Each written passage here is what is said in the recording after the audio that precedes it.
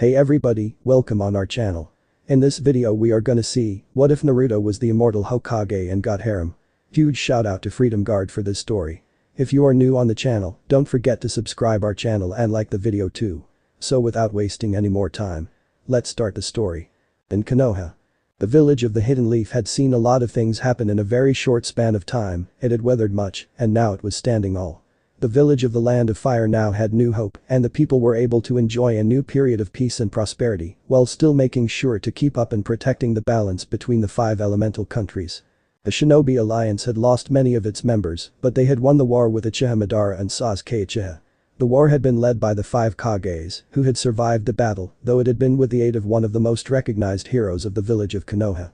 Who ironically was once the object of hatred and fear due to being a Jinchuriki for the majority of his life, Naruto Uzumaki, who had once been the class clown and the object of hidden scorn and hatred, was now considered the savior and hero of the village after his battles with Akatsuki and with Pain when the ninja attacked the village. When he and the last of the Jinchuriki, Killer Bee, had fought together to face off with the leader of Akatsuki and to ensure the defeat of the man's plans, it was a battle of titanic proportions and had literally been a battle that shook the very foundations of the world. It was here that Naruto used the power bestowed on him by Sasuke's brother Itachi to defeat his former friend. It was enough to ensure that while he would survive, he would no longer be a threat to the world as his Sharingan, despite the implants of his brother's eyes by the maniac Uchiha head, was completely deactivated, rendering him blind to the world in every sense of the word. This had finally put an end to Madara's plans, and his eventual death at the hands of the 2 Jinchuriki had been assured. There had been some dark moments as both were pushed their absolute limits, and then some, but it was over and Madara finally died and was no longer a threat to the freedom of the world. After the battle, all 5 villages wanted Sasuke punished for his crimes, but Naruto decided to speak and not kill Sasuke, even though others disagreed. He reminded them that he had been the one to stop his former friend, and therefore it was up to him how he would be dealt with. Sasuke raged and insulted Naruto, calling him nothing more than scum, but Naruto was no longer easily goaded, and while still feeling a measure of friendship to Sasuke, he saw that the friend he once had was gone. But without the Sharingan and his ability to see, Naruto decided to exile Sasuke in a prison that would ensure that he would no longer be a threat to anyone, but he was to be provided humane treatment, food, water and medicine, even if he refused. The former Uchiha spat at that, but even in his hatred, he knew that nothing would change things. His desire to use his hatred on the world was destroyed, and he now was in darkness forever. After that, Tsunade served as Hokage for 3 more years, until she relinquished her position to Naruto. But before she left the position of Hokage, she decided to reveal Naruto's true heritage to the village. Upon hearing of Naruto's parentage and the real events surrounding the deaths of the 4th Hokage and his wife, the villagers who had before treated Naruto with hatred, resentment, and contempt found themselves horrified at how they had treated Naruto when he was a child and sought to ask for his forgiveness for their actions. The others who were his friends were surprised, even more so were the other Jonin apart from Kakashi, who had long since known of Naruto's true parentage. When he took the rank of Hokage at age 19, the youngest Konoha ninja on record to ever ascend that rank since his father Minato, Naruto assembled the villagers and began to point out those who had always looked down on him and forgave them, much to their shock. He then told them that after all he had been through, he understood how they felt now and why they resented him so much. But he showed that he still saw them as people he would protect, and he had never allowed the harshness and difficulty of his life to bring him down, and he strived to show that he was more than what he seemed to them. And now he had succeeded, though he admitted that even though he had achieved his lifelong dream and had brought peace to the lands, he was still a bit unsure about being Hokage, as he was not as gifted as the others before him, namely his father. He tearfully wished that his parents were here to see their son become Hokage, and that was enough to make people nod in agreement, and they supported him. He then asked that several people step forward when called. He called Kakashi, Iruka, Yamato, Tsunade, much to the Sanin's surprise, and Shizune. He told them that they were going to be the new members of the council as he trusted them all with his own life. This surprised many, including the ones in question, but they accepted it, even though Tsunade was not looking forward to looking at papers once more. Naruto however assured her that she was not going to be working alone this time around. Naruto vowed to do everything he can to make the will of fire burn for all, and the generations that were soon to come into this world. He then asked for the support of the people to achieve that goal together, and that was something that made every member of the village smile, along with those who Naruto considered as his lifelong friends. When he became Hokage, he was told that as the last descendant of the Uzumaki clan, he had a choice to rebuild the clan and give rise to it once more by those who were well versed in the laws of the land. The law stated that as a legitimate heir to a clan that was still alive after so many years, he had that choice to marry and help rebuild the clan from scratch. He consulted his new counselors on that suggestion, and they agreed that it had merit, but it was his decision to do so as the legitimate heir and Hokage of the village. He was a bit worried about it and decided to think it over carefully, as he wanted to make a good marriage and not one of mere law or convenience. He had no idea that he was going to be in for more than he bargained for, as the news of the situation filtered through Konoha itself and eventually the rest of the world. It was not long before he was greeted by a wave of letters from various women who wished to aid in the rebuilding of his clan. There were letters from ninja and civilians alike from the Land of Fire and also from other lands and nations as well. He was surprised to find several names from other lands that he recognized. One was from the Land of Demons, from Head Priestess Shion. There she reminded him that she still needed his help to give her powers to a new priestess. The other was from the Land of Snow Spring, as Koyuki was happy to see him grow up to be the man she hoped he would be, and now she wanted to see just how much he had grown up. The next was from the Land of Vegetables, as Haruna wanted to see how he had grown up as well, and she also wanted to thank him for all he had done to change her as a better person. The next was from the Land of Birds, as Toki herself expressed great happiness for him and wished to help him in running his village and become a good man in more ways than one. The one that surprised him the most was a letter from Tamari of all people. He had not expected that of all things, but Tamari replied that this was requested by the council and Suna, and even Gaara supported the idea of her being married to him. Besides, Tamari had to admit that she had found him to be a good-looking man and a trustworthy plus he was the only male that her two male siblings respected and approved of as a potential boyfriend, or in this case, husband. It was not just from other nations and lands that the letters came from, it was in the Land of Fire as well. He received a letter from Amaru, who had become one of the most recognized doctors and surgeons in the land. She wanted to thank him for all he had done for her in her darkest hour and to help heal him in any way that she could. There was also a letter from Hinata herself, asking if he would not mind if she was able to show the full extent of how she loved him for as long as she could remember. He was still trying to get used to all the attention and got the chance to talk with Sakura about it, as she could be able to help him figure out what to do with this kind of situation, and after some time. The Kunoichi told her blonde friend and Hokage that it would be better if he got to have some time with them all to see if he should accept them into the clan when it was time for him to start with rebuilding the clan he belonged to. He however decided to ask if she was willing to be among them. That had been a tense moment, as Naruto tried to explain that he loved Sakura for years and wished to at least know if there was a chance that she could love him back. To his surprise, she agreed, and after the women in question arrived, it was going to be a long series of days spent getting to know one another and developing levels of trust and respect between the women. Naruto himself did his best to try and learn as much from them as he could while developing bonds with them as well. It was not long, rather 4 to 10 months, before Naruto finally agreed to the idea of being the head of the reborn Uzumaki clan. It was one heck of a wedding, and Naruto wondered just how his parents and his godfather would react to this if they were still very much alive today. No doubt his godfather would have wanted him to spill the beans about the wedding night he was going to have, and his mother would warn him not to be too rough with the women in his life now, and she might wonder if he could handle being with this many females. He didn't even want to guess how his father would have taken it as well, but he had no doubt his father would have been laughing a bit at his expense somewhat. But all that was in the past now. Naruto served as Hokage for over 40 years and rose to be recognized as a Hokage with few equal, rivaling his father and even the other Hokage before him. In his reign, it was the one where while there had been conflict between different ninja and civilian factions, there had been peace and prosperity, as well as cooperation and unity in the land. Despite already reaching the age of 59, Naruto still retained his young healthy look and vitality, and unlike the Sanetsu Nade, there was no age and body manipulation involved, as Naruto's Uzumaki heritage made itself known. As he was gifted by his clan with great levels of vitality and stamina, he was able to live for a much longer time than others and also have a level of health that was remarkable and give him energy and chakra that was beyond the norm, something that everyone was now aware of. However, the QB's now purified chakra added to that by giving him remarkable physical abilities and peak health as well as healing rates. This made him nigh immortal in some cases, though he was still liable to die of old age or very fatal wounds. All this made him carry the title of the Immortal Orange Hokage, something that was not going to fade away, no matter what he said about it. Of course, for every benefit, there was a trade-off. Naruto had aged slower than the others in his family and his friends, so when they would pass on, he would still linger. This was something that was difficult on the blonde Sannin and Hokage for the many years that he reigned, though he always kept his mind sharp and lived life with every fiber of his being, so he had no regrets being in this life. His clan had grown, he had a large number of children and grandchildren and was now one of the most recognized clans in the rebuilt village of Konoha, something that sent in a good measure of pride in the Hokage. And when the time came, he finally decided to pass on the title of Hokage to his one apprentice, who had proven himself to be a great man and a great warrior of the village, and he knew that his apprentice's grandfather, father, and uncle would be proud. As for him, the time had come to pass the torch on to the next generation, or in his case, the new generation to come. It was high time that another would rise to take the rank of Kage, as he knew that his time had come, since despite his still youthful appearance, he was already reaching retirement age, and it would be wrong for him to take all the glory for himself. He was not that kind of person to do such things or think in such fashions.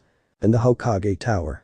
Konohamaru looked at Naruto as the Hokage handed him the symbolic hat that denoted the rank of Kage. The now Jonin-ranked grandson of Hiruzen Sarutobi looked at the hat and then to his former teacher with sad eyes. Are you sure about this, boss? Why are you asking me that question? You've wanted to be Hokage yourself, right? And you've worked hard to be the right man for the job, Konohamaru. But still, you're the Immortal Orange Hokage, boss, there's no way I can ever surpass you. Naruto sternly replied. Don't think like that, being Hokage is not about being famous or recognized all the time, Konohamaru. You have a duty and a responsibility towards the village of Konoha, as well as your family. Keep that in the will of fire in your mind always. Besides, it's your time to make your own legacy. The Jonin looked at the man he had admired since the day they met and learned the important lesson of working hard to achieve one's dream. He smiled and took the hat and replied. I accept the position of Hokage, Hokage-sama. Naruto smirked and replied. Good, and it's about time to use that title. It was then that another figure came who Naruto easily recognized even with the looks of old age on him. Ibisu was still the same as before, but had served well as a special trainer for many promising ninja in the village like before. Naruto knew that to be true as a number of his children had been Ibisu students after all. The Jonin spoke then to Naruto with great respect in his voice as he did so. I will do my best to help Konohamaru-san to achieve his dream and make a legacy he can be proud of, Hokage-sama. I have no doubt that you will. Now then, we have much to prepare, but for now, I need to take some time alone for myself. Naruto headed to the new Uzumaki estate. The place was deserted for today, as his family had been very busy on their daily routines in the village, as well as their duties abroad, and all of them were now bunking down for the night. He made his way to the graveyard there and looked at the gravestones. He felt some sadness as he looked at them all. They had the names of the women he had been married to as they had now passed on into the afterlife. This was one of the reasons why he had some desire to pass on the mantle of leadership. He was hardly a coward, but he wanted to take some time for himself. He had done so much, and he had so many memories that he wanted to take a break from them all, just for a bit. As he looked at each gravestone, he gently recalled all of the memories he had with the women he had fallen in love with and married. He looked at Sakura's gravestone, Tamari's gravestone, and then Hinata's, then Amaru's, Shion's own gravestone, Koyuki's, Toki's and Haruna's. As he looked at them, he touched each stone gently, running his hands on their names and remembering all the good times and bad times, as well as the pleasurable times. Each woman brought a facet of happiness in his life, and it was something that he was going to remember well and keep close to him at all times. Raising his children had been a good thing for him and them as well, and while there were ups and downs in those times, he would never trade those moments for all the Ryo in the world. Many of his children would up as ninjas of great skill, though others took the role of daimyo and priests as well as doctors. This made the Uzumaki clan become famous once more and in some ways. Some considered that to be almost as capable as the famed Senju clan of the past, though they were also gifted in their sealing jutsu, as Naruto inherited from his mother's sealed records and those of his father's. He inherited his father's signature kunai and had a pair of swords specially made for him by Koyuki's order and had a coat similar to his old one made as well. And he had no doubt that his clan's new generation was going to make their marks in their world soon. He wished them all the best for what they were going to do in the future. He did so by passing the Toad summoning contract to his eldest son Minato, who was his firstborn son with Sakura, and also to Ryu, who was his firstborn son with Hinata. He had no doubt that both his eldest sons, who he would also make as the new dual clan heads of their family, would be good leaders. It was then that he felt something stir in the wind, and he quickly turned and drew out a kunai and found himself facing someone who he didn't recognize, as there were shadows hiding his or her appearance from sight. Who are you? So you are the Immortal Orange Hokage, the head of the newly rebuilt Uzumaki clan. Naruto's eyes narrowed as he looked at the being and replied once more. I don't know who you are, but unless you start talking, I am going to assume you are a threat and I am going to deal with you right now. The figure chuckled and replied. Now that is hardly the way to speak to one of your own, young man, though I have to admit, you so resemble your mother in nature and attitude, I should not be surprised. Naruto's anger stopped cold as he looked at the figure. It was then that he noted some sort of glow around the figure, who then revealed himself or rather herself. The figure was of a woman who seemed to have a regal bearing and wore an elaborate but battle-ready kimono and had seal tags on her hair. She was beautiful and carried herself with a regal and powerful bearing as well. She also radiated the aura of a ninja like him, though hers was far different yet familiar at the very same time. He quickly recognized her well enough, after all, his mother Kushina had talked about her and even showed her an image of the woman in question. "You're Mito Uzumaki. The first Jinchuriki of the QB and..." Mito smiled and finished for the flabbergasted blonde Hokage. "Wife of the first Hokage and great-grand aunt of your mother Kushina, it is a pleasure to finally meet my dear nephew in person. Even though I'm not exactly alive to begin with." Naruto had one fear that lingered on despite his age and experience, and that was the fear of ghosts or the supernatural, ironic for a man who had faced so many threats at so young an age when he was still a genin. "Why, you're a ghost?" "Not exactly, it's true that I am dead, but I am not bound here to the world of the living like ghosts do. I came here to speak to you in person." "About what?" "About your desire to stand down as Hokage, or rather the feeling you have in you for some time. You've accomplished so much in your time, you have accomplished your dreams, and you have managed to bring the dreams of your godfather to reality. No, you feel lost, as if you are alive without direction, or am I wrong, young one?" Naruto remained silent and then replied. "Yeah, I've accomplished my dream of being Hokage, brought the dream of peace of the pervy sage, and even have such a family now. But I do feel kind of empty, it's not bad, but it is there still." "That is to be expected, you have accomplished your destiny after all, and you have lived your life fully. I guess you can call what you are feeling a crisis of purpose. It happens to those who have accomplished much in their lives, they had done so many things that they have developed a desire to do more good things. In other words, you're bored. But that's strange, isn't it? I mean, I've been bored before, but I never felt bored like this before." "True, but it is there nonetheless. You crave challenges all your life, Naruto, you strive to succeed in everything to reach your dreams. But now that you've done it all and you've accomplished them, you feel as if there is nothing left for you. Normally this would not be a problem, but I believe that you feel this way since there are no longer reasons for you to grow stronger, and with the fact that you are still young, due to the clan's vitality and stamina and the QB's now purified chakra in you." Naruto nodded at that as Mito did make sense, with no more threats to push him to his limits and his accomplishment of his dreams, there was some level of emptiness in him. It was not that he regretted anything and everything that he had done in his life, he would never change what he had done, even if he had the chance to do so, but still, the emptiness he felt was there, adding the fact that he was something of an immortal, due to his clan's gifts of vitality and stamina, time seemed to move so slowly to him. That made him feel as if he was not going to grow up anymore. Mito then smiled. "However, I have something of a proposal, your destiny here in this world, your duty here is over, and you have so much potential left to use. So how about aiding another would-be hero to save his own world from the flames of war and tyranny?" Naruto was confused by that and made that fairly obvious to Mito. "What do you mean by that?" The Kunoichi smiled and turned as another figure appeared. Unlike his great aunt, this one ghost was dressed quite differently, he wore robes that were red and had black lining. He had armbands made of some blue fabric. He had a long beard of white as well as white hair and had some sort of crown there on his head. His face was showing a good deal of old age and had glowing blue-white eyes, further telling the blonde shinobi that this spirit was not to be trifled with when enraged. Naruto then spoke to the new arrival. "And you are?" "I am Avatar Roku, formerly of the Fire Nation. I have some things to discuss with you, Naruto Namikaze Uzumaki." After a 2-hour discussion between the head of the Uzumaki clan and the two spirits, Naruto sat down and looked at both Roku and Mito and spoke seriously. "So let me see if I get this all right, here's another world where there are the 4 groups of benders that Avatar Roku is part of. The first is the Water Tribes, the Air Nomads, the Earth Kingdom, and the Fire Nation. And for the past generations, there is one being known as the Avatar, who can command the 4 elements to keep the peace between the 4 and maintain the balance of the world." The two nodded as Naruto continued summarizing everything he learned thus far. But then the Fire Nation started a war of conquest to control the world and defeat all the other benders. Their leader betrayed you, Avatar Roku, even though you and him were friends, and you spared his life before and afterwards. He hunted down the Air Nomads since the new Avatar was to be born among them. He then directed his war with the Water Tribes and the Earth Kingdom and waged war with them, but spent a large portion of his life hunting down the Avatar. And now, after 100 years since the war started, the new Avatar, who incidentally is the last of the Air Nomads, was found by a pair of Water Tribesmen, and now he has to learn all the elements and bend them in order to defeat the Fire Lord before he uses this Azen's comet to conquer all the lands. Did I get it all right? Roku nodded. "Yes, that is the current situation in my world, Naruto Uzumaki." Okay, so now we get to the part on why is it you are asking for my help. Correct me if I am wrong, but you and the other previous avatars can help him, right? That is true, but time is against us in our world. He has but a few months in order to master the four elements, and with the Fire Nation's war spreading out day by day, Aang's time to learn fire bending, water bending, and earth bending is limited. He will need all the help he can get in order to be alive long enough to learn all of these before the final phase of the invasion. And we cannot intervene directly, we can only support him. Another reason is that while he is capable, he is still a young boy who has to deal with the burden of being the savior of the world.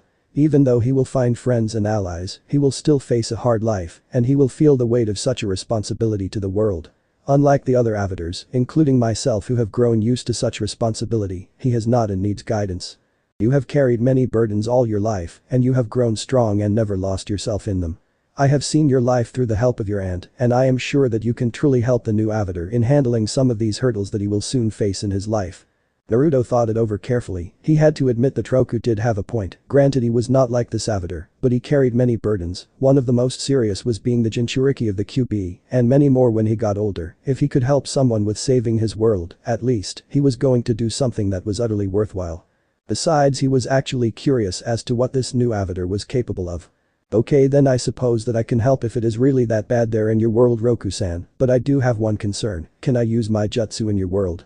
Because I won't be of much help if I have no way to use any of my jutsu. I can fight well, have my kinjutsu skills, and all the training I have since I was a child and a ninja.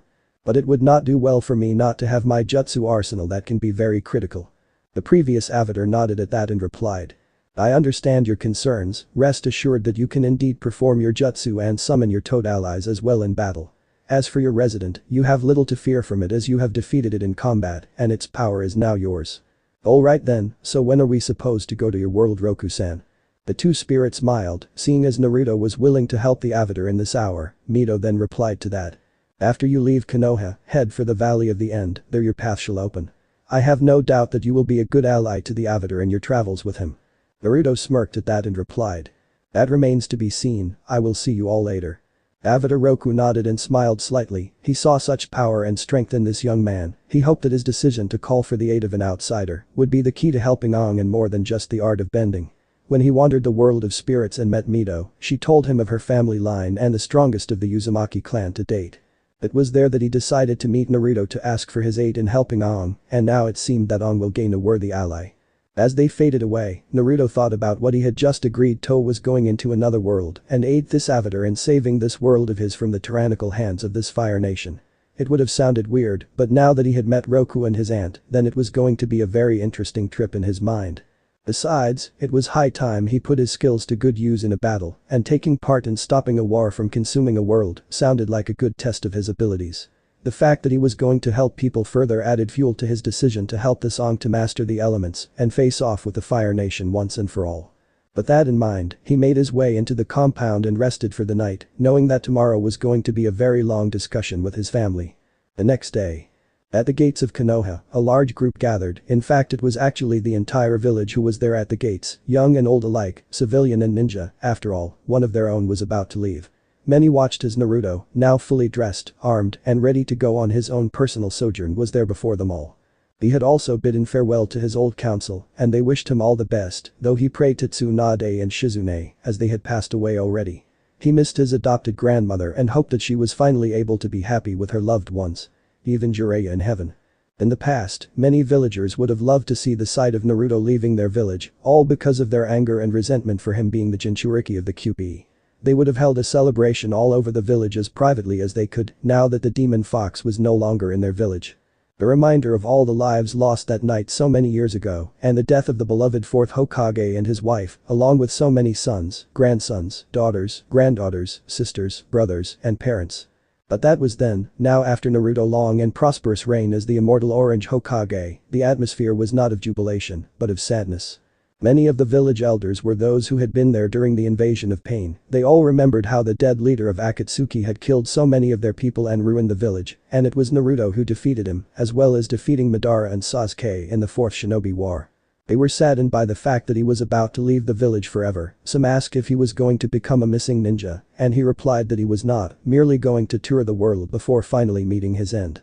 This was not easy for them, and neither was it for Naruto, but after a while he bid them all goodbye and told the younger ninjas there who had been those who he had seen grow up into fine people that the future was in their hands now and he wished them to keep the will of fire burning for as long as they were able to do so. Many of them vowed to their former Hokage that they would keep that promise to him no matter what happened. He sensed that they meant it, and as soon as he was ready, dressed in his own long coat that he had worn in his battle with Pain, his swords on his back, his regular and special kunai with him, as well as his spare clothes, scrolls, shuriken, and other things he might need in this new task before him, he bid them all farewell. As he did so, Naruto looked at the rebuilt village once more, the people there in the gate, and he saw the village in the past, and saw all of his friends who had passed away. He knew that they were long gone, but he saw them waving at him goodbye, along with the people he had cared for in his younger days. He gave them all one final waves and soon left.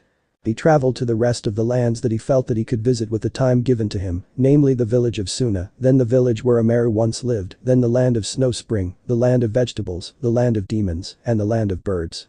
Each place he visited in many occasions and all held good memories for him, and he vowed never to forget the things he had done in each of these locations. Once he was done, he made his way to the Valley of the End. The place had been changed by the battle between him and Sasuke all those years ago, and he still remembered just what had happened in the valley so long ago. He looked at the statue of Madara and glared darkly at the man it represented, knowing full well what the man had done to so many people, all for his own desires to rule the world, and what it cost to stop him and destroy his plans for good. He then looked at the damage that happened in the valley, and then directed his attention to one spot. The very same place where he and Sasuke used both Rasengan and Chidori on one another. As he stood there in that single spot, memories came back and he sighed at them, knowing full well where they were going to lead. "I see you've made it, Naruto." Naruto turned. There was Mito smiling at him gently. She still had the same aura and power, but he could see why she was loved by the villagers of her time. The former living Kunoichi, the first Jinchuriki of the QB and wife of the first Hokage, looked at her nephew and marveled at how much her line had grown and changed. She placed that aside for the time being as Avatar Roku finally arrived. Naruto nodded at them and spoke. "I am ready to go and help Aang, but I do have ask, how exactly am I going to recognize him anyway? I don't exactly have any idea on what he looks like." Avatar Roku replied to that. He wears the traditional robes of the airbenders, which is orange and light yellow. It is easy to recognize him now that you what he wears. He also has several arrow tattoos on his body to show his status as an airbender master, and he carried a glider staff as well. Naruto smirked at that. "He wears orange, huh? I like what I'm hearing. Anything else?" The former avatar smiled a bit and replied. "Nothing at the moment, you best hurry." He and his companions are currently on the island of Kaiashi, named after another avatar who was a female earthbender in her time. They are currently under attack by the Fire Nation. If you face them, be careful not to harm their leader, one Prince Zuko. The blonde Sannin raised an eyebrow at that and replied. "I take there's a reason for that. He has a destiny before him, undecided as of yet. No matter what happens, he must not die for any reason. He is conflicted, of that you will no doubt see for yourself, but he will prove to be an asset to Aang. When that will occur, I cannot say." Naruto sighed a bit and readied himself, and that was not missed by both Mito and Roku as they summoned their respective power, and soon a portal opened before the blonde ninja. Naruto turned to look at his world one more time and smiled happily at it as he knew that it was going to be in good hands. He then stepped through the portal and got ready to find this avatar named Aang. As soon as he crossed the portal and came out the other side, Naruto found himself in a forest of some sort, and he was quick to smell burning wood and the sounds of combat. He had trained his senses for the past 40 years of his life, and he was able to sense a battle was going on before him as he moved towards the source of the conflict. "I only arrive a mere second in this new world, and already I land right in the middle of a battle. Damn, I must be pretty lucky today."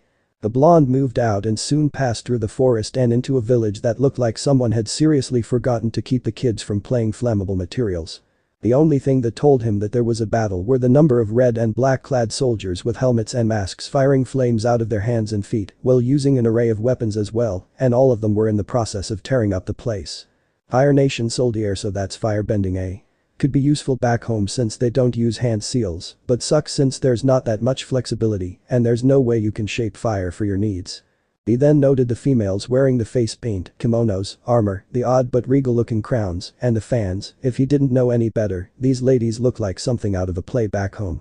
The blonde however managed to keep moving and looked for this guy named Aang since he was his primary responsibility, and as soon as he found him, then all the better. It didn't take too long for Naruto to finally spot Aang, as he was the only one wearing those kinds of colors of orange and yellow in this morass of people. Naruto looked at the young man incredulously for a moment or two and spoke his thoughts out. That's the Avatar. He looks about as intimidating as a bunny rabbit. Of course, after learning all he could from Roku about the Avatar's abilities and skills that were still dormant in him and his ability to learn quickly, he knew not to judge by looks alone. His time as Hokage also reinforced that belief, which was why he decided to focus on the more important things, like trying to keep this kid alive long enough to do his duty to save his world. He quickly made his way to the battle zone before him and deal with the Fire Nation soldiers before the entire village he had arrived in was turned into charcoal. The Fire Nation soldiers closest to Naruto had no idea what hit them the very second the blonde decided to act. He took out several shuriken and stapled the fighters to the walls nearby, much to the surprise of both the soldiers and the Kaioshin warriors who they were fighting with. They turned to see Naruto before them as the blonde placed on a pair of gloves with metal guards on the top of them and took out both swords from his back and attacked the other Fire Nation warriors. One who was on his mount tried to run the blonde through with his spear, but the ninja was quick to react as he flipped and cut the weapon in the middle and then leaping off the mount's tail while landing two powerful kicks right into the faces of two more before they could attack him. He clashes with three more, quickly slashing and stabbing to keep them off balance before taking them down. He placed aside one of his swords and then spotted Aang apparently fighting with some rather skilled fighter who no doubt was a firebender. Naruto moved in and then heard one of the Fire Nation soldiers shouting, "Prince Zuko. We have a new threat." The man that Aang was fighting reacted to that call, telling Naruto quickly that this one was Zuko. The very second he looked at the young man's scarred face and the fire in his eyes, the blonde was struck by the fact that the prince was radiating a great deal of emotion in the way he moved and fought with Aang, and in that moment, he remembered only one person who fought in some fashion like Zuko. Sasuke. Though he doubted that it was possible, the way Zuko fought and the way he acted was an exact mirror to his former friend Sasuke before he was corrupted by Orochimaru and eventually went back to being the old version of himself and becoming the man he fought with so many years ago. He felt something stir in him, anger for the most part, but he quickly clamped down hard on it and focused on what Roku told him about Zuko and his still unknown role to play in this world.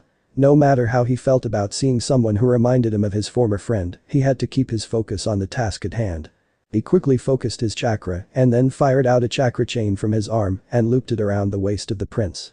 The sudden appearance of the chakra chain completely caught the fighting pair as Aang and Suki spotted the thing suddenly loop around Zuko's waist.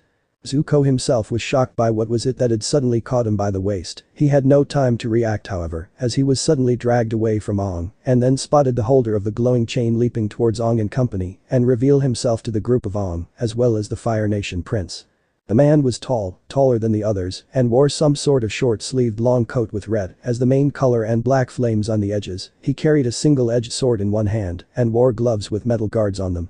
He wore orange and black, as well as a headband with a metal plate there and some sort of symbol that resembled a leaf of some sort. He also wore some sort of vest with metal stitch there which was like an armored vest of some sort, and the same could be said for the armor he had on.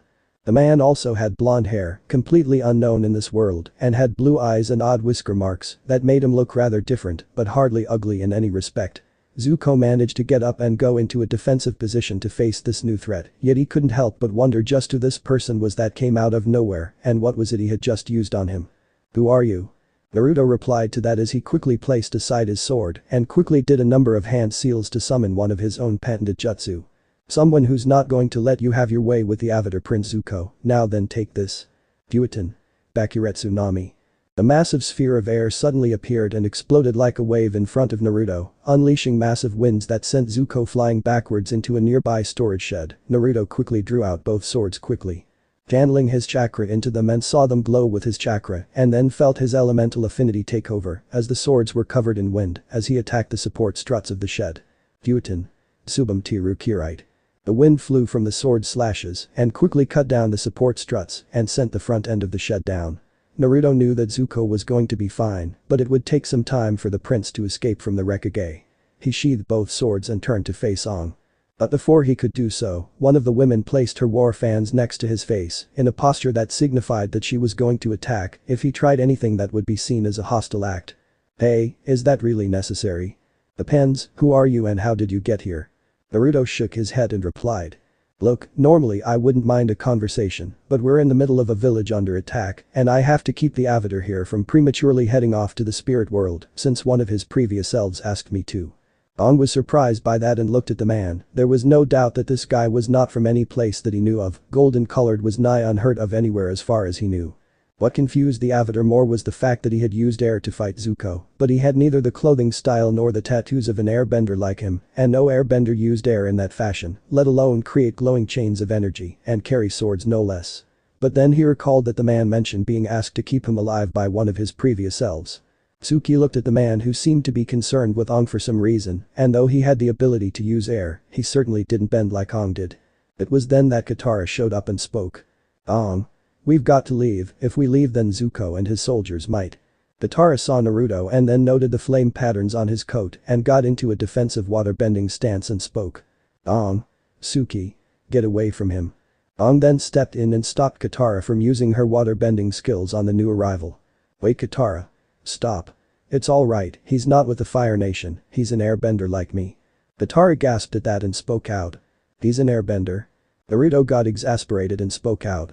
"Now is not the time, let's move out of here already. I managed to pin down old Scarface earlier, but he will get out, and if we don't lure him away from here, I can bet he would have this place turned into a massive charcoal."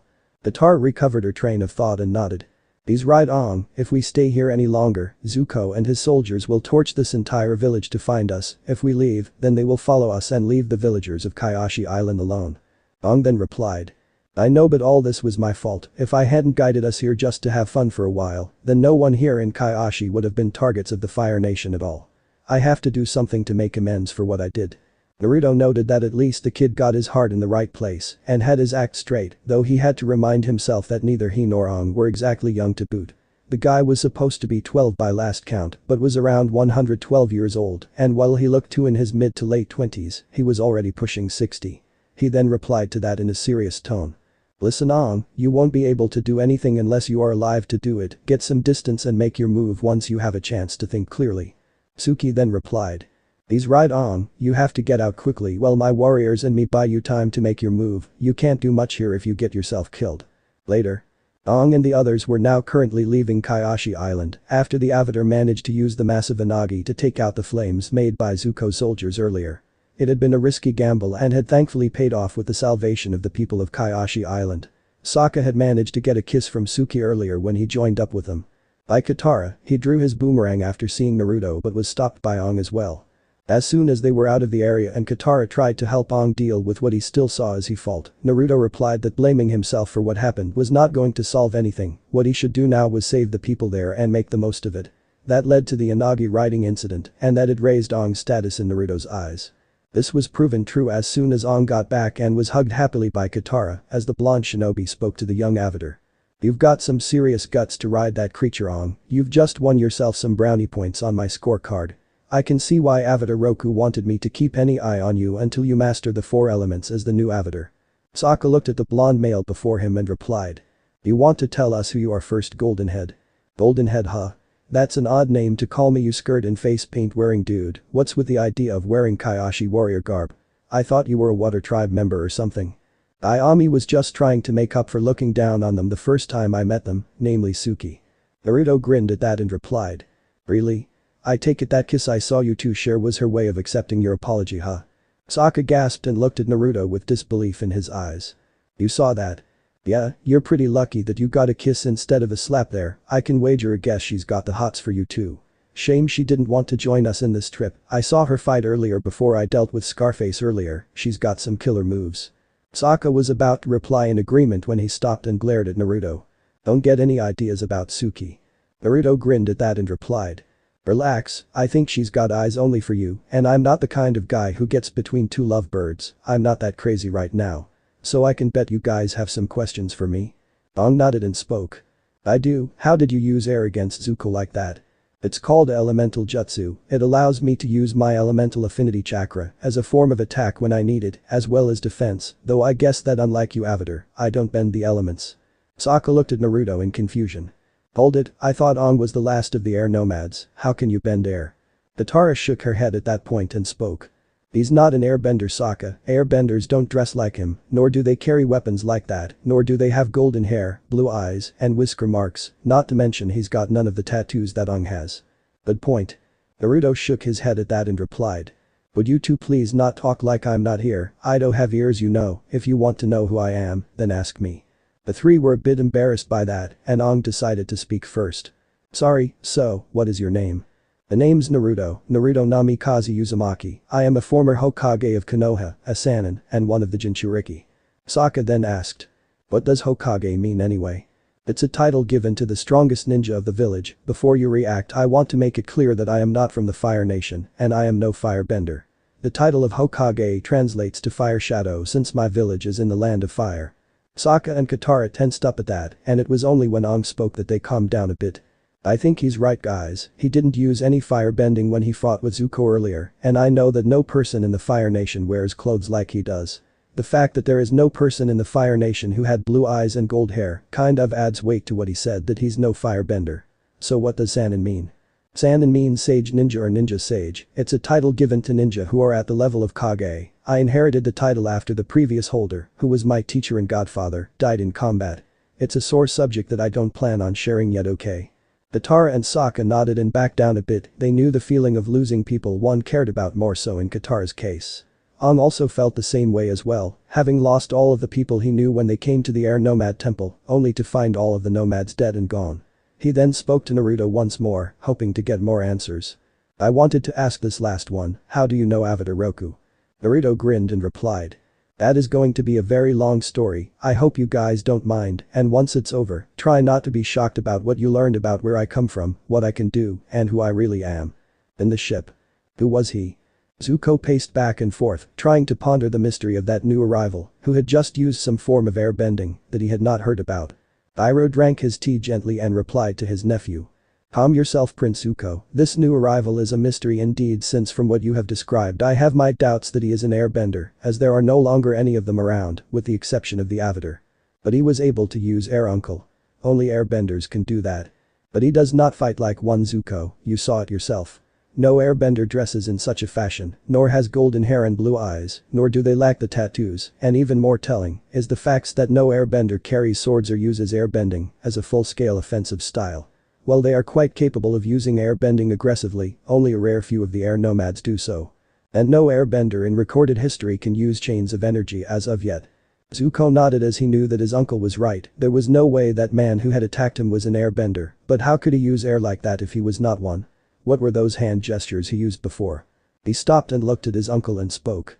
What am I going to do, uncle? I have no intention on giving up on capturing the Avatar so I can go home, but how do I deal with his new companion? Slowly, Zuko, remember, to avoid burning your tongue when drinking hot tea, you must drink the tea slowly so you are able to adapt to the heat as well as the taste. The same can be said for this new person. Zuko pondered those words and decided to take some time to think. This new person was an unknown factor that he had to think of carefully. Naruto looked the place over for a minute longer and then spoke to the others about what they were looking at right now. Though the blonde was directing his thoughts more on the young bald and tattooed youth than the other two, as he was the one who had suggested they come here in the first place. So that city before us in the mountains is Amashu? Ong nodded as he smiled at the city. While next to Katara and Sokka, they had arrived in the city of Amashu, and it had been some time since he had been in the city, at least 100 years ago, when he hanged out with his old friend Bumi. The wild-eyed and red-haired kid and him were always hanging out, and he recalled the extremely unconventional ways his friend would think and act, which was why he called Bumi a mad genius. Yes, it's been a long time since I visited this place, and at least it's not changed too much since I was last here. My old friend Bumi lived here, and he and I had some very interesting times in Amashu. Katara smiled at the sight and spoke out her awe. Those houses look so different from those back home. Sokka summed that up pretty well in his own words. How come they aren't melting in the sun? Naruto would have looked at the two siblings and asked what was it that they were talking about, but recalled from what he had learned from Avatar Roku about the waterbenders. Since they lived in the poles of the world, which translated to the coldest spots in the world, it would make sense that they lived in igloos and such. Naruto had a hard time picturing that had he not gone to the poles himself on more than one instance back in his world. This was due to some renegade ninja forces causing some manner of trouble for Koyuki's home, and she had her hands full with matters pertaining to rebuilding to dedicating her forces. That was why he and a team were dispatched to deal with them. And that was why he had winter clothing in that mission like before, though a lot thicker as well. As they got ready to enter the city with Ong in the lead of them, as it was still a bit of a distance between them and the city gates, Sokka decided to have a chat with Ong, while Naruto was apparently busy getting some sort of book from a pouch of his. Are you really sure we can trust him? Aang was confused for a bit and directed his attention to where Sokka was looking and saw Naruto as he was now writing something in that book of his. I do. You might want to explain to me why. I mean, he's not exactly from around here and I still get the feeling he's hiding something from us. Aang had to admit that Sokka did have a point as he recalled the conversation they had before with Naruto once they were clear of Kaioshin Island. Flashback. As they flew over the sea and heading for a safer location, the blonde began to explain some of the things that would at the very least explain his presence. One such discussion had actually gotten the two siblings a lot more serious about the blonde. You're an assassin? Naruto nodded at Sokka's question and replied. Yeah, I was trained as an assassin, but I have only killed 2 in my life, and they deserved it. Aang was not the least bit pleased by that, as an airbender, he was a pacifist by virtue of his upbringing and values, and he made that clear to Naruto. Why did you say that they deserved to die and why did you kill them? Naruto sighed and replied to the question. Both of them were utterly merciless criminals and could not be convinced otherwise. The first had no problem with not just killing, but experimenting on the dead and thought nothing to defiling them and bringing the dead back to life. It didn't make things any easier when you count the fact that he had been trained as a healer, but used those skills to kill and further his experiments. Katara spoke at this point with a less than happy look on her face. And what about the other one you killed? Naruto sighed as he knew that person very well. That person in question was none other than Uchiha Madara. He knew when he fought the man that nothing he would say would change his mind. The man was a criminal and terrorist of the highest order, so nothing was going to change his way of thinking, no matter how hard he was going to try. And the fact that he was willing to do what he wanted at the expense of everyone else made killing him worth it. The man, well, to call him a man is a crime. He was more of a monster. Think of him as being the worst things in humans made into one man. He did so many horrible things, not just to me but to countless other people as well. In fact, started what would be considered the 4th Great Shinobi War. Many of my friends risked their lives to fight him, along with other ninja forces all over the world to fight him, and his dark army won, but many lives were lost, all because of one man who could never let go of his hatred and desire to rule the world. And from what I have learned of this Fire Lord, he is no different than the one I killed. Naruto was silent for a moment or two and replied. I do not relish taking life, even if I am trained to take life, but those Twathi had to be stopped, and at least I never took any pleasure in my actions. If I did, then I am no different than them. Katara was silent at this, and then Aang spoke. So you are the leader of your village? Former leader actually, I retired recently and was contacted by Roku, and here I am. Let's just say that my meeting with him was rather unusual. The two were silent for a while until Sokka spoke. So why are you saying that you were sent here by an avatar named Roku? I may not love the Fire Nation, and any news from them is not welcome to me, but why would he ask for your help? And isn't he supposed to be dead? Naruto shook his head and replied. All I know is that Roku asked me to help keep Aang alive, and believe me, I was not really happy with the idea of being asked by a ghost to do this. I just had this dislike for ghosts, but since he was asking me and I was convinced to help him by a relative of mine, I agreed. I gave the position of Hokage to a very good man who I was friends with and had more than enough to qualifications to be Hokage in my place. And after some time, I came to Kaioshin Island, and you guys know the rest. Sokka then was silent at this as he and his friends looked at their new travel companion. The oldest of the three was sure that there was something that the blonde-haired guy was hiding. Katara might call him paranoid, but he was not going to change this habit. And with that in mind, he decided to ask again if there was anything else he was hiding. So why send you alone? Naruto raised his eyebrow at that as he had an idea where this was going. Why? You thought Aang was going to get a team of ninja to protect him? He is the Avatar after all. Naruto shook his head and replied. Haven't you been listening? Being a Kage means you are one of the strongest ninja in the village. They don't just give you the title, you have to show that you are worthy, and you have to earn the right to be even considered Kage material, so a Kage level ninja is the best ninja around, with some exceptions. Not to mention the fact I have been trained in Senjutsu, summoning jutsu, collaboration jutsu, nature manipulation, the Fuinjutsu skills of my mother's clan, mastering my father's 2 signature jutsu, and have old furball as part of it. Besides that, having a large force is going to attract attention. Ninja teams always work in teams of 4, a Jonin leader and 3 genin or chunin you know, and sometimes one of them would be a medic nin. Katara spoke next to that. The what? A ninja trained on medical techniques like a field doctor is the best way to put it. And though they are not allowed to fight since they are healers, there are some who can do so and even be poison masters as well if needed. Their knowledge of the body can even be used to kill better, but only if needed and when they have to fight back. Sokka was surprised a bit and replied. A ninja who's a healer? I thought you were all assassins. We are, but we serve as spies, bodyguards, escorts, and more eats the ones of us who are mercenaries or renegades who deserve a lot more scrutiny. Those guys wind up as being bandits, raiders, and worse. Most of us ninjas serve the leaders of our village who hands the missions, and we serve in the army when we need to when called by the feudal lord of our land. We do usually get some rogues every now and then, so we have to deal with them. Anyway, is there anything else you want to ask? Katara was the one to speak as she had something to ask about since meeting Naruto. When she heard that he was not from any of the four bending cultures, she was curious about how women were treated in his world. Katara knew that to some it would be weird, even more so for those of her people the water tribes, but she had always disliked the views of gender, and having someone outside of all four cultures of bending sounded interesting to her. What about the women where you come from? What do you mean by that, Katara-san? Are men the only ones who can become ninja? Naruto raised an eyebrow at that and smiled a bit as he replied. No way, there is no such thing as gender lines when it concerns ninja. Both men and women in my homeland are allowed to train to become ninja. We call female ninja as kunoichi, and I have to say that some of the kunoichi are more dangerous than the men. Heck, before I took the role of Hokage, that title was held by Tsunade Senju. She was one of the original Sannin, and considered as one of the strongest kunoichi in the world, and one of the best healers. There were few sicknesses and wounds she could not cure, nor any poison she could eventually create an antidote for. And considering your potential skills, Katara-san, you would make a very skilled ninja yourself. Katara raised an eyebrow at that, though she smiled at the fact that there were no gender lines where Naruto came from. That was something that she would have enjoyed if given the chance, if she had been able to go there herself. End of flashback. Aang nodded at that and replied. I can understand where you are coming from with that, Sokka, but I still get the feeling we can trust him. How's that? The young airbender was silent for a moment and grinned a bit sheepishly. I just do. I can't really explain why I do trust him, despite what he might be hiding something from us. He does not send a bad feeling through me right now. Katara nodded at that and replied. I have to agree with Aang on this one, Sokka. Besides, he must be hiding those things for a good reason. Sokka sighed and replied. Fine, I guess if you two trust him, then there's no reason for me to speak of it for now, but don't expect me to turn my back on him just yet. I still don't trust Golden Boy. That was when Naruto was right behind him and spoke in a deep voice.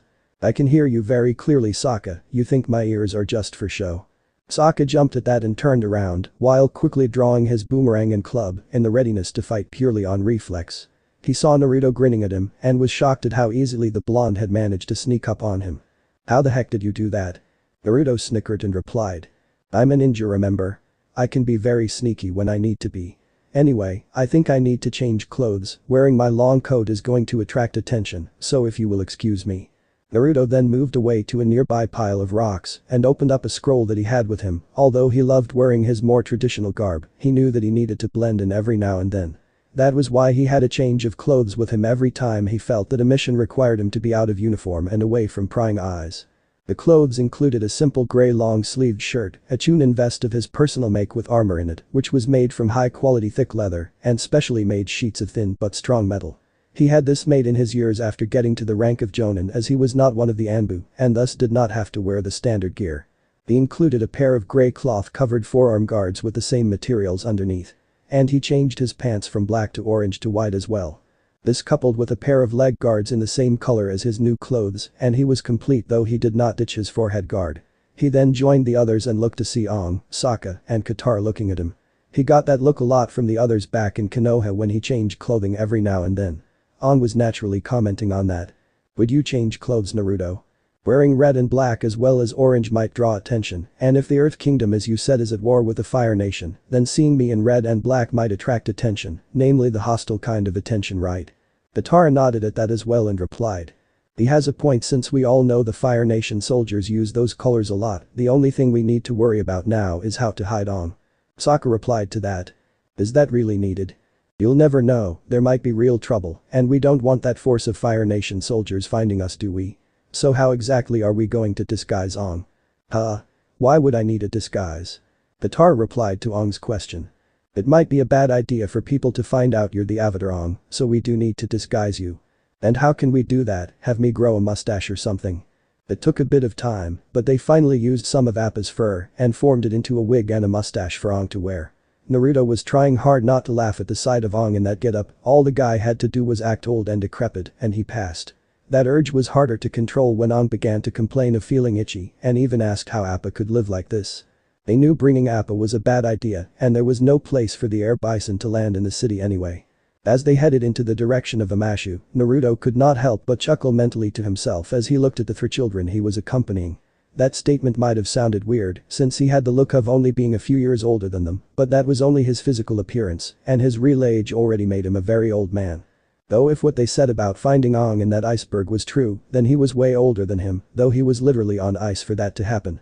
He already managed to formulate thoughts concerning the three as he had taken the time to get used to them and learn what he could. Aang was certainly different and was rather funny, he was fun-loving and had a serious humor streak in him, coupled with his air-bending skills, as well as his other abilities, though his other bending skills needed a lot of work as he needed to master the others according to Roku when he had talked with the ghost from before. He also had to give the young man credit for his stance of not killing since in some ways, it mimicked his own. He however already knew that killing at times had to be done depending on who the person he was fighting with was and if there was no other choice, and he had no doubts in his mind that Aang would be tested. He also felt that despite his nature and upbringing, Aang was going to be tested, so he was going to have to be ready for that to happen. All he could hope for was that Aang did not let it consume him, since it was not the best thing to happen. The fact that he was the Avatar and had the mission to save the world was something that Naruto had to also respect. He might not show it to others, but he could tell that Aang had some serious insecurity about his destiny as Avatar, and being a guy barely into his teens only added more weight to the whole mess. In some ways, it was similar to how he had been when he was the Jinchuriki and had to deal with the way people viewed him for most of his growing up years. The only difference between him and Aang apart from their powers and appearances was that Aang was someone who was seen as a savior by the world, while he was seen as the jailer of the QB, and very few thought of him as one of the children of destiny, Nagato being the other one. Unlike Aang, Naruto had been shunned and ignored all his growing up years, all because of the QB inside of him, not to mention having the hatred of the people directed at him. Of course he knew that many suffered when the QB attacked when Madara took control of the QB and such wounds were hard to forget. He however had no doubts in his mind that Aang's return was not going to be easily accepted. He knew firsthand that there would be people who might hate him for not being around to help them in the war, and there would be those who might try to use him for their own ends. He had encountered many people like that, and while some had some valid reasons to a degree, others were not so altruistic despite their twisted logic. All he could hope for was to keep those kinds of people from driving Aang over the edge or driving him to a dark end. He liked Aang already, though he was still unsure on how to view him in battle. He had yet to see Aang fight, and he hoped to see a good performance. Maybe he could even spar with him and see how he compared to his longtime friends.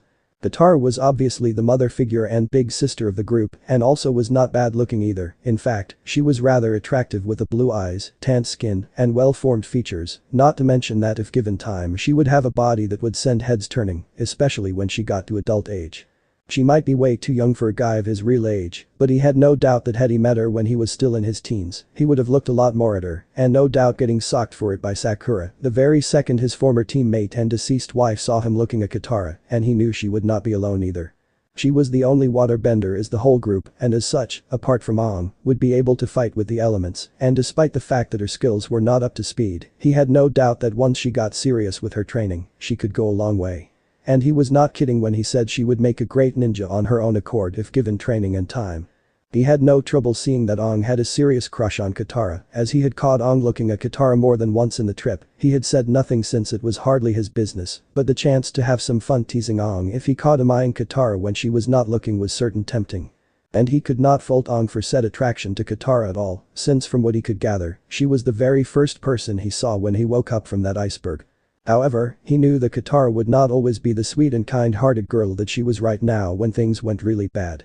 If there was one thing Naruto learned the hard way, it was at times the seemingly kind-hearted women who could be really dangerous when something was there that really managed to get under their skin and ignite their tempers. He was actually looking forward to the time when Katara would show her wild and dangerous side after all. There was nothing wrong with having a dark side every now and then in your life. Sokka on the other hand was funny in his own way. The guy had a sense of humor that Naruto could easily relate to and had a strong sense of justice in his mind.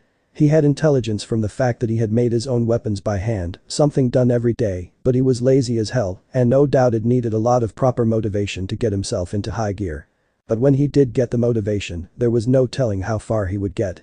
In some ways, Sokka reminded him of his old friend Shikamaru Nara, though unlike his old friend, Sokka had a sense of humor and could be easily seen as a funny and good man who had a serious imagination. Shikamaru on the other hand was about as excitable as a sack of dead fish, always saying things were troublesome, and unlike Sokka, didn't think girls were bad. It still amazed Naruto that Shikamaru even got married to that Dakota woman in the Konoha archives. How she found him attractive and husband material, he would never be able to find out. There was a lot of potential and Sokka and Naruto had no doubt that sooner or later, it was all going to be seen, and he was going to see it. Sokka was a warrior in heart, and while he did not have skills or experience, he certainly had imagination, determination, and innovation on his side. And if there was one thing he personally learned in his growing up years, those things can really help one go a very long way in the world. He also had a feeling that when push came to shove, Sokka was not going to go down without a fight, and under the right master, he was going to go a very long way in the world. Heck, he might very well teach Sokka a few things or two as well if and when he was given the chance. For now, however, he knew that Sokka, despite his words, would still have some level of trust issues with him, and he expected that. As for the two siblings, they might argue and be critical on one another, but he would have to be blind, deaf, and dumb not to see the way they cared for one another.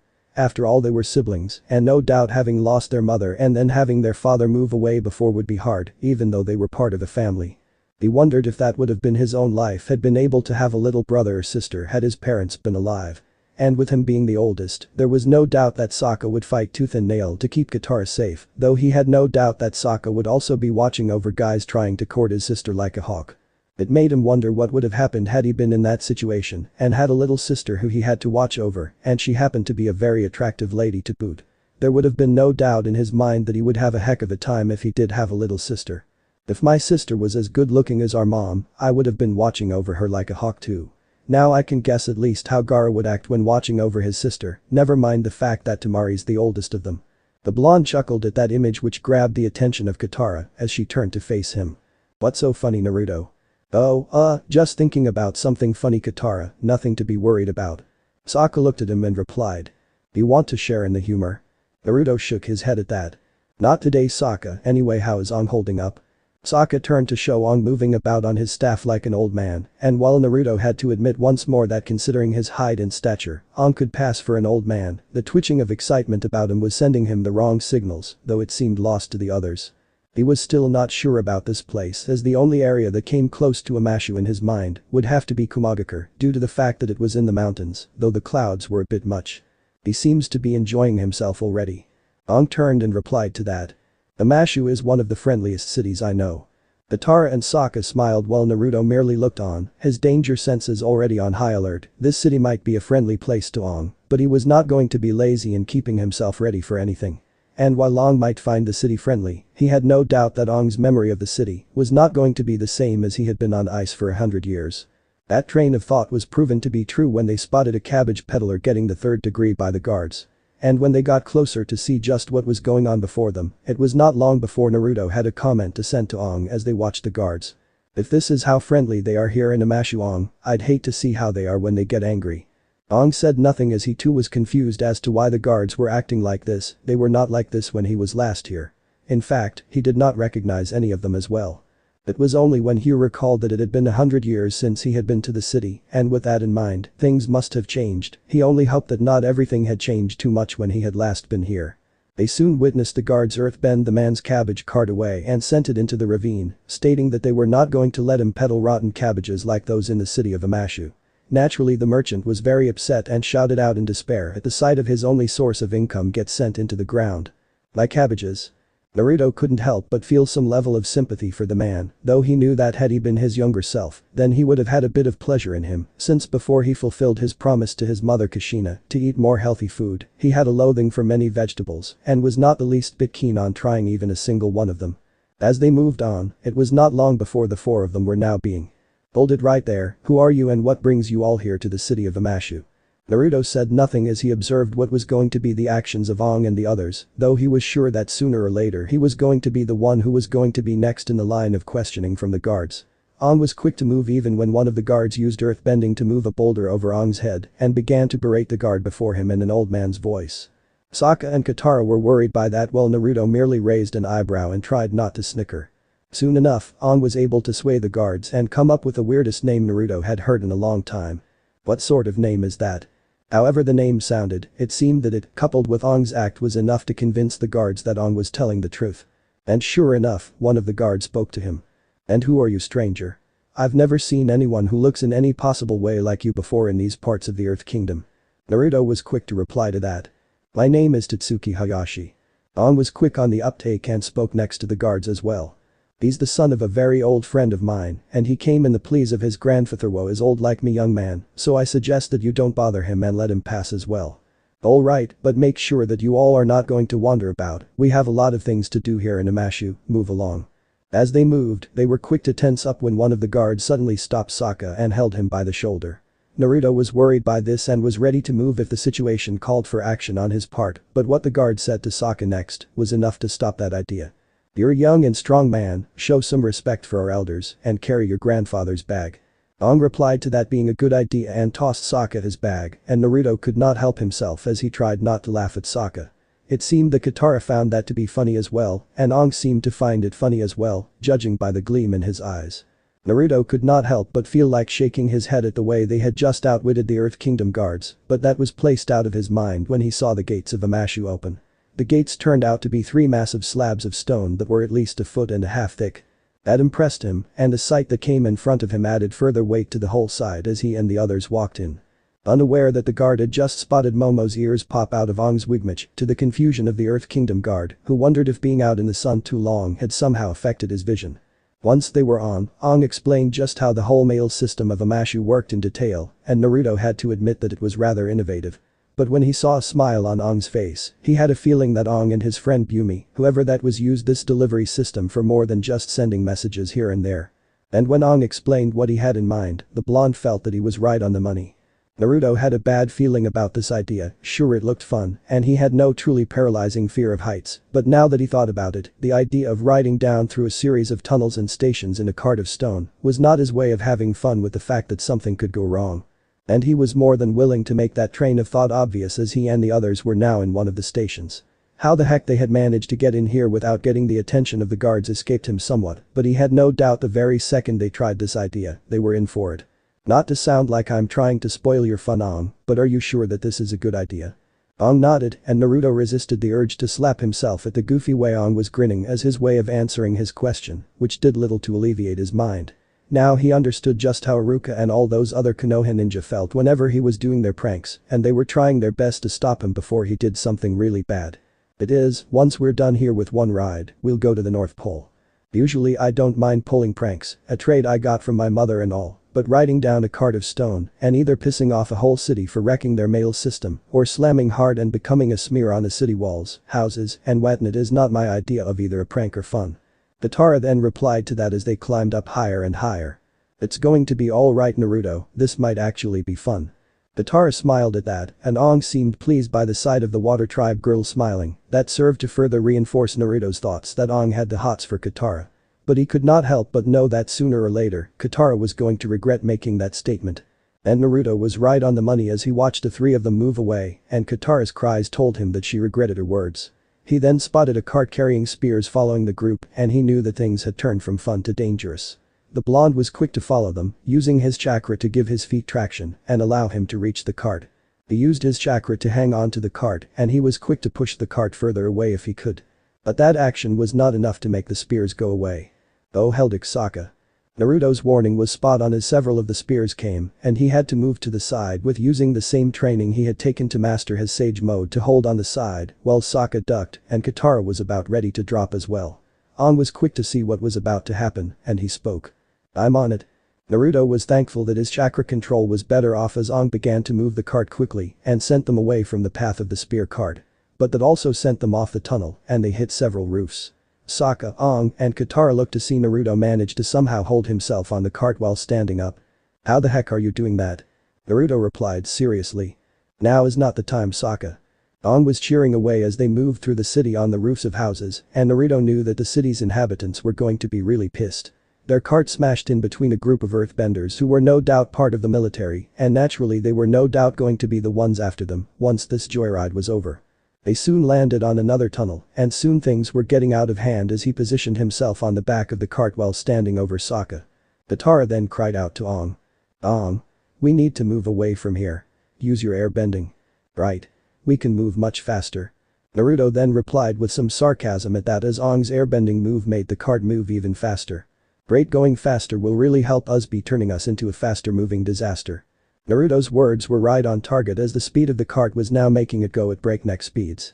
Naruto was tempted to use his senjutsu to summon nature chakra to stop them once he grabbed something. But he shot down that idea since doing so at this speed was going to possibly catapult them out and smash them hard into something. And considering how fast they were going, odds were it was going to hurt at least him since he was quite used to that and his senjutsu could help him, but for Aang and the others that was not an option. They soon slammed through another area and thought they avoided disaster when an earthbender moved a cart away, only to have another appear as the man made another one appear. They were smashed into it and were tossed away while reaching yet another drop. They were soon in the air, and Naruto knew that things had really gone off the deep end. He then spotted Aang use his air bending to get the cart below them and slowed down long enough to get them all back into it without trouble. He however decided to use his mother's chakra chain technique and formed a kunai blade on the end and used it to stab the cart and yank himself to it. Once he was there and the others were in, he used his chakra to stick himself on the cart once more. Their little trip soon had them causing even more chaos in Amashu. One such action included smashing through a man's window and smashing the jar he was working on. As soon as they busted out the other side, Aang cried out to the man whose work they trashed. "Sorry. I doubt that sorry is going to cut it, Aang." Naruto was happy that he managed to hold on for as long as he could, but as soon as they were sent off the tunnel, they were sent through a building, and when they came out, he watched Momo try to avoid being clawed up by a seriously whiskered cat-like creature with a lemur pushing it away, and now they were sent down off the roof of a building. He looked down and spotted a cart and the same cabbage merchant from before. What the? How the heck did that guy get his cabbage cart into the city? Naruto had no time to ask that question out loud as the cart smashed the cart and the man screamed out at them. "My cabbages." As they were surrounded by the guards and their weapons aimed at them, Naruto could not help but speak to Aang, whose disguise was now a tattered mess and not much use anymore for what they were about to get into. "I think we just wore out our welcome here." In the throne room, Naruto looked at the king of Amashu and could not help but feel a bit unsettled around the old man. He had a weird face and his hair resembled a pair of pyramids of white sticking out on the sides of his head and he has the usual marks of old age. Despite the look he had, the blonde had a feeling that this king was not someone who was the kind to be looked down on. Something about him was different. The guy might act like the proverbial loose cannon in the brain department, but he knew that things can be deceiving.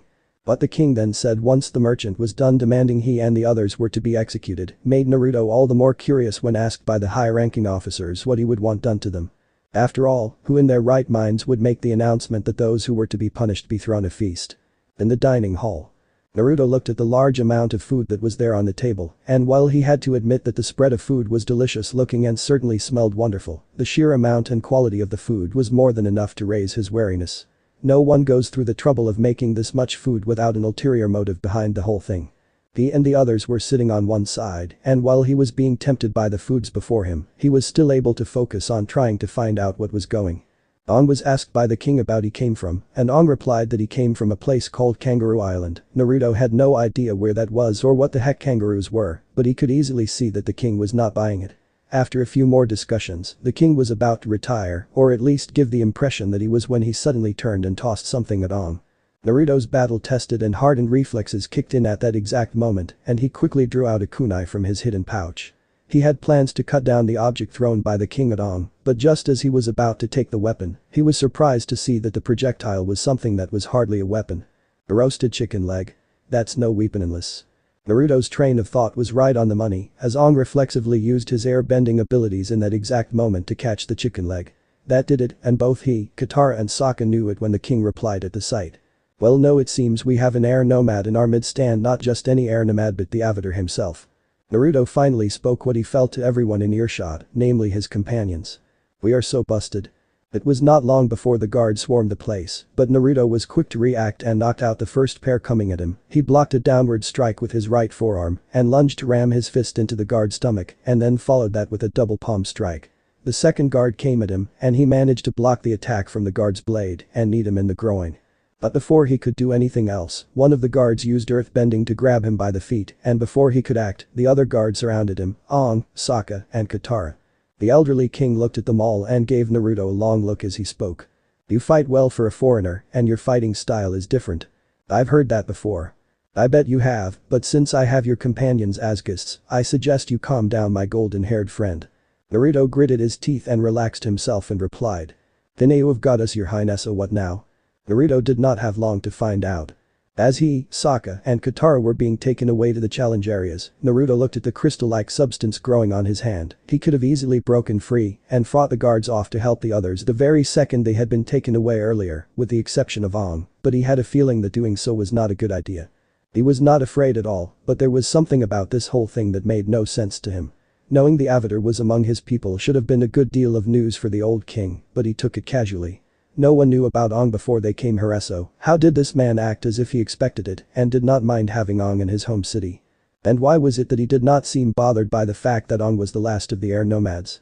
There was also the fact that he was placing Aang through tests to let him leave. Why let Aang leave when he could be an aid in the war with the Fire Nation?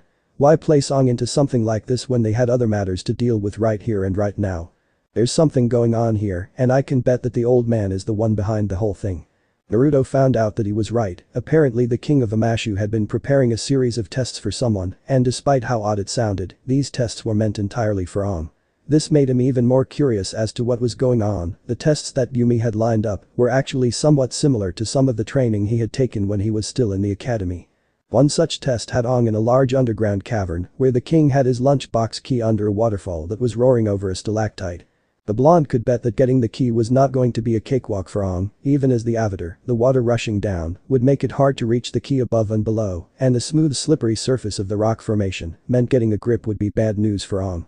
This test is more on the mental aspect. How to get the key without getting into the water. This guy might seem crass, but it could be just an act.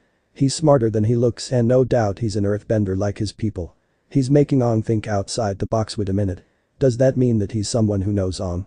Naruto then tried a slight test out of sight range of everyone, and what he got answered his mental question easily. I see. Well then, I guess there's no reason for me to worry at all, just let Aang figure all this out on his own. It was not long before Aang finally finished the first test by removing a stalactite top and then used it as a spear while using his air bending to move aside the water. The stone spear was able to hook the key, take it away from the stand it was on, and send it to the king. But Naruto doubted that this was the only test this king had in mind. The next test involved getting the pet of the king for a kiss and petting session. The creature looked harmless enough, though it was the weirdest looking rabbit he had ever seen in his life. But then the massive and less cuddly version was now chasing Aang. It was only when Aang figured out that the massive creature trying to catch him was actually the king's pet and called it Flopsy of all things. As he looked at the sight of the massive ape-like creature being cuddled by the old man, he could not help but try not to laugh. He had to see how this was going to end.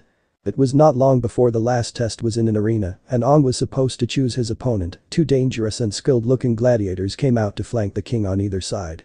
Naruto was quick to guess the real test here. Aang had to choose his opponent wisely and not be fooled by appearances alone. He knew that to be true due to his own profession, as he had met people who looked harmless at first, but turned out to be rather dangerous as well. Aang chose the king, and Naruto could not help but shake his head as the king then began to act a lot differently and revealed a hell of a muscled form underneath the purple robes. And sure enough, the old man revealed his prowess as an earthbender as he was quick to send Aang into the ring, and soon the fight began between the two. Aang tried using his usual air nomad techniques of evasion, but the king knew of it and replied that Aang had to strike him sooner or later. He's right, Aang has to strike soon, but I doubt the king is going to make that easy by any means. Aang found that out easily enough, as the king's skills in attacking with earthbending also meant that his defensive skills were just as effective. Aang could not attack directly, and it was when he was able to force the king to defend from his own attack. And as soon as he was able to scale it up by making a tornado to send the next massive attack back at the king, he closed in. Only to find him and the king underneath a massive boulder. Naruto smirked a bit. This situation had changed. If the king tossed the boulder aside, Aang had a clean shot at him, and if he tried to squash Aang, then he was going to be hit too. The old man conceded and soon went back to where they were. Aang was ready for them to be freed, but not before the king mentioned that he had to answer one question. Aang was less than happy and replied. That's not fair. You said if I passed your tests you would let my friends go free. Ah, but what's the point of tests if you don't learn anything? Sokka was not the least bit comfortable by this and replied. Oh come on. The king was unfazed by that and replied. Answer this one question and I will set your friends free. What is my name? Naruto couldn't help but smirk at this as the king went back to the throne room. He already knew the king's name, but kept silent as he decided to let Aang figure it out on his own. Aang himself was surprised by that question, as he had not expected that of all things. Sokka tried to give the name, but Naruto was not going to say anything yet. This was Aang's game. And after Katara gave him some hints, Aang finally got it. The group was now back in the throne room, and the king was wearing the very same robes as before. Aang faced him while he, Sokka, and Katara were still having the crystals around him. It was here that Aang then spoke to the king at this moment. I answered your question the same way I solved your tests, like you said a long time ago that I had to open my mind to the possibilities. The king began to laugh happily at it, as Aang also smiled as he and the others looked on. Yumi, you're a mad genius. The two friends hugged and Yumi commented on Aang not changing a bit, and after freeing him, Sokka, and Katara from the crystals, Yumi revealed that the crystals were actually rock candy. The two siblings commented on the discovery of the king as Yumi, Aang's old friend, and after that, Yumi told Aang what he had to do in order to help save the world, master the four elements, and deal with Fire Lord Ozai, and when he did Yumi hoped that he would think like a mad genius. And stating that he was in good company with his friends and Momo as well as he was going to need their help in what was to come. Naruto then spoke to Aang as he decided to reveal his own secret. You know, I figured out that he was Yumi before you began to figure out how to beat his tests, Aang. You could have too if you had seen the signs and looked at the clues. That got the attention of Aang and the others. They had only figured out that the crazy king was Yumi himself, yet Naruto had figured it out long before Aang did. Yumi looked at Naruto with a curious eye and spoke. So how did it take for you to figure out that I was Aang's old friend Yumi before Aang did? Naruto then answered that question. The very second you allowed us to have a feast, you acted normally enough at first to those who were not paying attention as a mad king. But I know for a fact that no one does those things if they did not have an ulterior motive, and I noticed that you did not seem curious about Aang's origins due to his clothes and tattoos that are only seen on airbenders. And when you revealed that he was the Avatar, you then gave me another clue. You reacted very casually when you revealed Aang's true origins as an air nomad and the Avatar, unlike your officials who I have no doubt thought that the nomads were all dead and the Avatar was gone, and instead of being awed by meeting the Avatar, you acted like it was like meeting an old acquaintance after so long. That meant that you knew of Aang and his life as an air nomad and met him as well in the past, as only Katara and Sokka knew that he was the Avatar since they met him only a few weeks before. And the tests were another clue since those were made to make Aang think in a different manner than he normally would to solve them. I recalled what Aang mentioned about you when you both were young, so it made sense that it was you all along. But the most telling clue I got was when I secretly scrapped my tongue on the crystals without anyone looking. I found out they were rock candy in that instant, so I knew that you had no intention of harming me, Sokka, and Katara. You made it sound like Genomite was a lot more dangerous than it actually was to make Aang act seriously in these tests, or am I wrong? Yumi began to smile and then laughed again, while Aang was impressed along with Sokka and Katara. As soon as he was done, the aged friend of Aang spoke to him. You have an excellent ally in your golden-haired friend Aang, you should heed advice from him should he give it. At any rate, heed what I have said to you about what you have to do. I will be Yumi, and now I have a challenge for you. As he, Katara, and Sokka watched Aang and his old friend Yumi do the very same thing they had enjoyed in their younger years. Only this time, they were together again, though Yumi was the physically oldest of the pair, and with him on the tram, there was no doubt that they were not going to get into too much trouble this time around. He shook his head at the sounds of both Aang and Yumi, crying out in happiness at being able to do this after so long. Naruto had to admit that it looked kind of fun as well, but he passed, and so did Sokka and Katara as well, and he could not help but laugh at the sight before him. I have to admit that the whole thing looks fun, but only when I am looking at it a fair distance away. Katara and Sokka nodded as Aang and Yumi continued on their wild ride through the city's mailing system. Naruto had no doubt that there would soon be more to come, and with that in mind, he decided to look out into the sun and the sky, enjoying the sight for all that it was worth. That is until they heard a crash and a certain merchant cried out. "My cabbages." Naruto could not help but look on in confusion as he heard that. Again, how the heck did he get a new cart and new cabbages? End chapter. So this part ends here. If you want to see next part of this series, like the video now and share the story with your friends. Bye bye.